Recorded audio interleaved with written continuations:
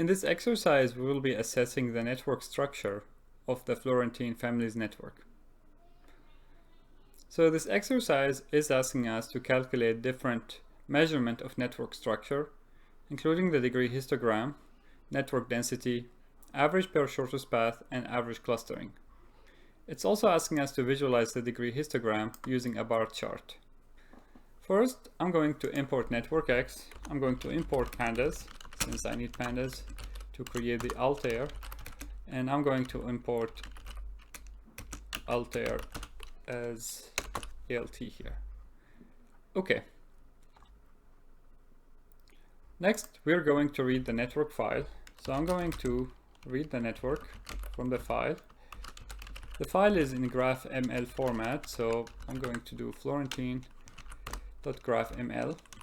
And that's the network. I mean, I can draw the network if I wish. There is no need. We've seen the network before. There is actually a picture here. Let's take a look at the questions now. So first we need to calculate the degree histogram. We can call the function degree histogram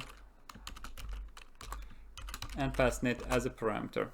That basically tells us that there is no node of degree 0, because eventually each node has at least one edge. 4 nodes of degree 1, 2 nodes of degree 2, 6 of degree 3, 7 of degree 2, 8 of 0, and 1 node of degree 9.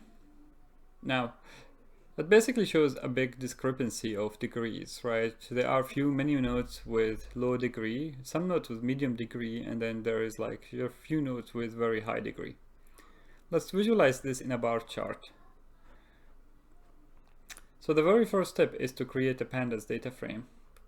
So I'm going to create a data frame from this. Let's call this one degree histogram, DH.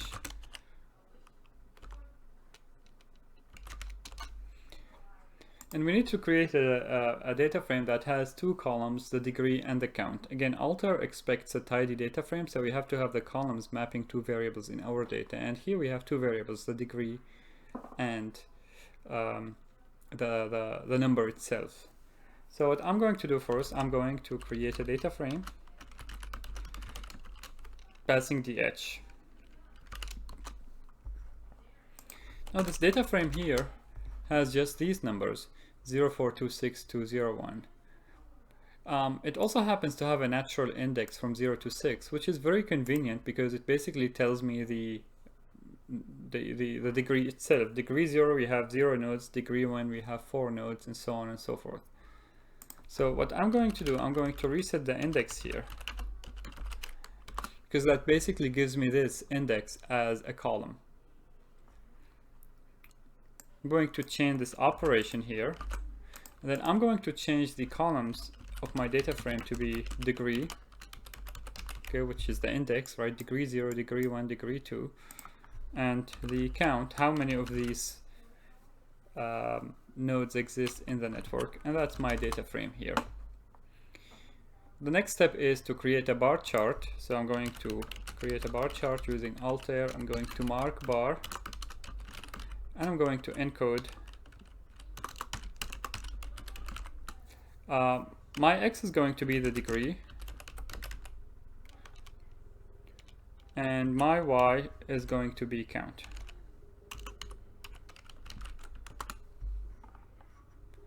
Alright, the only problem here is that it kind of examined degree as a quantitative variable, so we have this the axis here, which is fine. We don't have like degree 5 or 1, except that the space on the axis is pretty empty. So I'm going to tell you that degree is not quantitative, it's an ordinal data type, so that we get more kind of condensed view of the bar chart. And hence we have the degree histogram here.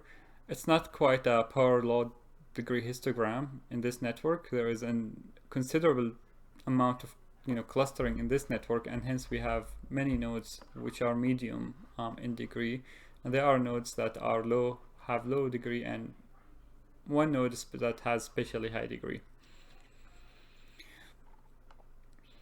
The next question is asking us to report the network density, average per shortest path, and average clustering. So each one of them has a corresponding function in network X. Density is called density. That's pretty handy. It's 20%, which means that there are only few edges here, 20% of the total number of edges that we can have in the network. And this is something typical of networks of that kind. Next, let's do the average shortest path length. And there is a function called average shortest path length of network, which is 2.4. On average, we need 2.4 hops to go from one node to the other.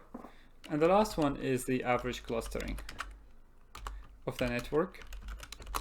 And that gives me a value of 0.16. So it has a low average clustering as well.